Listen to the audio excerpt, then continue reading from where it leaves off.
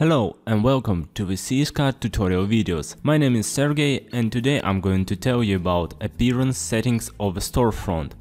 Don't forget that the good looking and organized storefront is a way to success. Previously we spoke about the admin panel appearance, but now it's time to go straight to the business to speak about the look and feel of a storefront. And the first setting for today is the front end default language. Here we have the list of the languages and then you choose the language here, for example German. Any new person, any new customers who comes to your store will have a German language as their default language. For example, if we deal with Englishman, he'll have to go to the language tab at the storefront and choose English language instead of German. So, for example, if you operate in Japan, you can choose a Japanese language as your default language. This is natural, I think.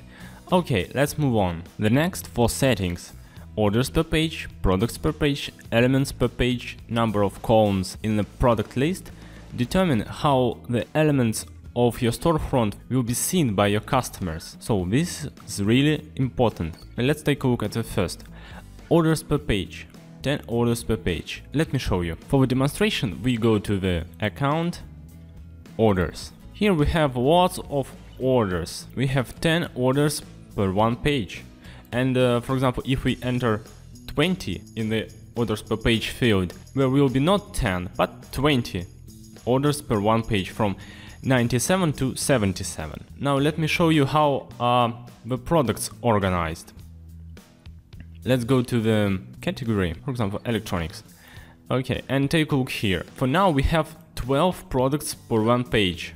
As you can see, 4 rows and 3 columns, 12 altogether. You can make 24, you can make, I don't know, 48, or you can make just 6, as much as you want. It depends on the type of products you sell. But I think 12 is the standard and the best. Now let's speak about the elements. What does it mean? Elements mean something that do not relate to the products. For example, blogs, news, blog posts and so on. And I would like to draw your attention to the last one setting. Number of columns is a simple but useful instrument when it comes to big pictures, thumbnails and presenting your products to the customer.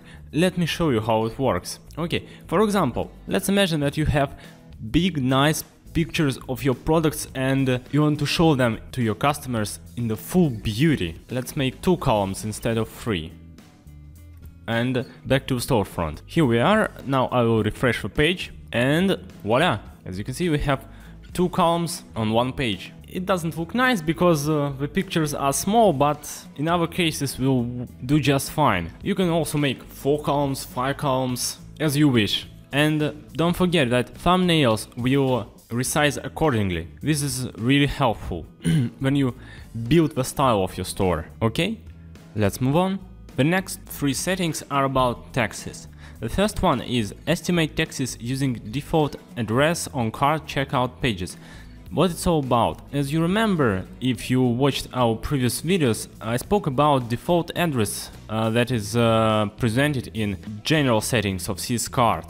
So default address is an address that can be used when the customer doesn't submit his own address. Okay, for example, when you sell something for one state only or inside one country, you can use this setting to simplify the taxes estimation process. Okay, maybe someone will find it useful. Let's move on. Now display prices with taxes on category or product pages if a method of calculating taxes is based on units price. Sounds heavy, isn't it? That's easy to understand. Let's pretend that I already set up a units price calculating method and let's go straight to the storefront page and choose some product. Don't forget to tick it and save. Right, we are at the storefront and I'm going to choose this MP3 player. Okay, now we have not just price here, we have this note, including tax. That means that the tax is included in the price. Simple enough, I think. Now let's talk about display prices with taxes on cart or checkout pages if the method of calculating taxes is based on a unit's price. This is the same as the previous one, with only difference where the taxes are displayed. Let me tick it and I will show you. Save. Alright, now let's go back to storefront. Here we are. Now I'm going to add it to cart. Okay, and then I'm going to view my cart. There it is. As you can see here, I have the price and I have the tax. As you can see here, the tax is included in the price of a product. I think that's all that you need to know about these tax settings. Let's continue. We finished with the taxes. Let me scroll down a bit. Okay, the next pack of the settings. And the first is show number of available products. Well, the title is clear. Let me show you how it works. Let's see how many cameras do we have. Yeah, we have 5 cameras. And by the way, instead of just numbers, you can play with your customers, like availability. A little, a lot of, not much, average, and so on. Alright, display mini thumbnail images as a gallery. What is it for? It can be really useful when you want to make your store look more stylish, look more polished. Let me show you.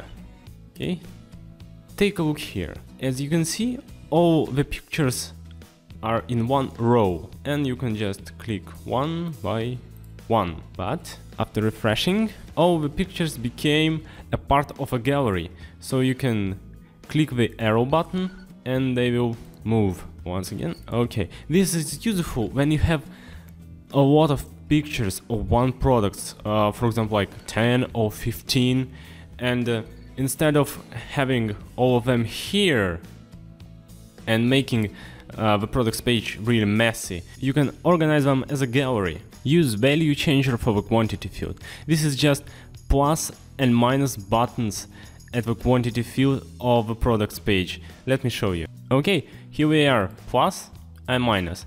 When you disable this setting, these buttons will just disappear. And that's all. Display the pagination section on the top of a listed object. Currently it's disabled. I'm gonna enable it and demonstrate. Now I'm gonna choose a category, electronics, and here it is. This is the pagination section at the top. You also have one at the bottom of the page. Well, this is really useful when you don't want to go down the page, look through all the products, you just want to find what you need. Default image previewer. What is it for? This is a script that activates when you move your mouse around the product's picture. We have a number of them. You can play around with them if you want. Choose any you like. Just let me demonstrate how it works. Okay, just a simple and quick demonstration. I move around and the script activates. I have a big picture of this MP3 player. This is how one of them works. Magnific pop-up. Okay, you can choose any other and try it for yourself and choose any that suits you. Let's move on. Product detailed page view. We have two options here. Default template and the big picture. Default template, you have already seen it when I demonstrated the products. Okay, now let me show you how the big picture looks like. Now at the products page I'm going to refresh it.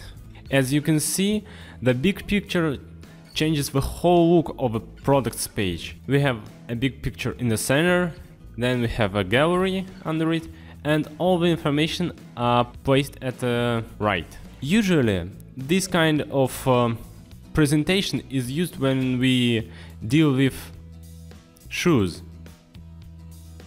Yeah. Okay. As you can see, the big picture is the best at presenting the most positive sides of a product. Display product details in tabs. Tabs are really useful at organizing the look of your products page. Without them, the products page will look messy. Okay, let me just show you. I will disable it. Now we are at the shoes page. For now, the tabs are activated. Here, there are two of them, description and reviews.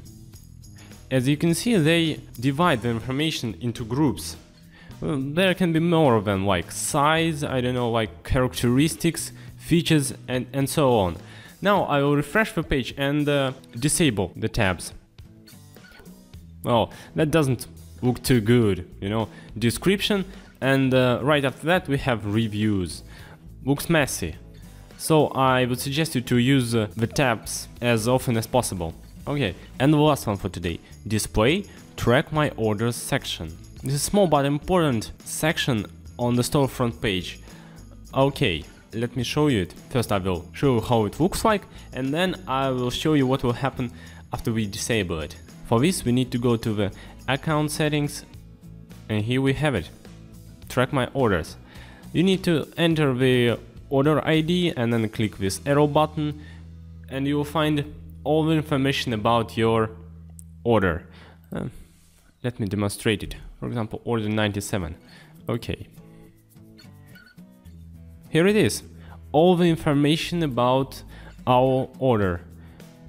Customer information, products information, summary, everything.